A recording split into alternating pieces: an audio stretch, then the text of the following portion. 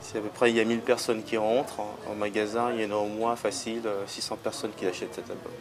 Depuis l'annonce de la disparition du roi de la pop, les ventes de disques et de DVD ont littéralement explosé.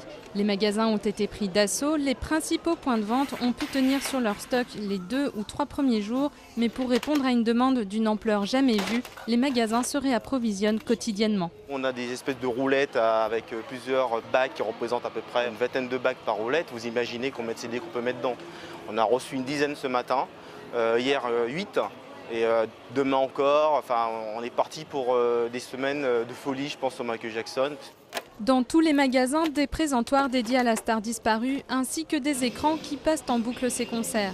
L'annonce de la mort de l'artiste, à la veille d'un retour très attendu sur scène, a surpris le monde entier, y compris son distributeur Sony, qui a dû faire face à un véritable engouement planétaire. Dans un premier temps, Sony, en l'occurrence, n'avait pas évidemment de quoi fournir à la demande, mais ils ont été assez réactifs puisque quelques jours après, les presses tournaient à plein et c'est des chiffres hallucinants. C'est-à-dire que si on regarde le hit parade des ventes de disques en France, quel que soit le format, DVD, CD, téléchargement légal, iTunes, tout ce que vous voulez, sur les 20 premiers, il y en a 10 ou 15 qui sont du Michael Jackson.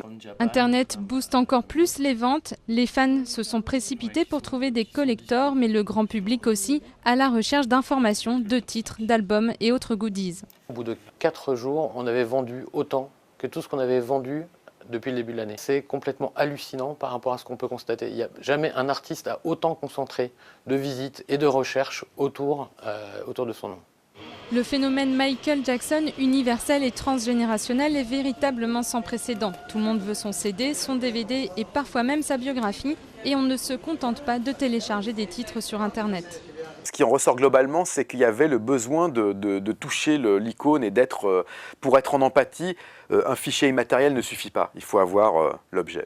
Même à la mort de monstres sacrés comme Elvis Presley ou John Lennon, les ventes n'ont pas connu pareille folie. Une fois de plus, le roi de la pop reste le plus gros vendeur de la planète.